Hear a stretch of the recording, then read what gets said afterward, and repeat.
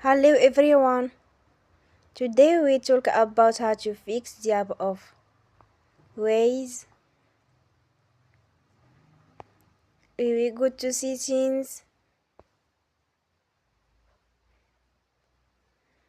then we click on apps. After that we search the app Waze and we click.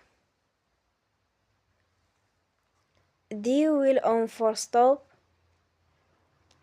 After that we go to storage.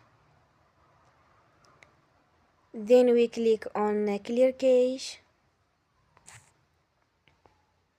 Here we go to Play Store and they will update you app. Don't forget to support us by like and subscribe. See you next time and thank you for watching.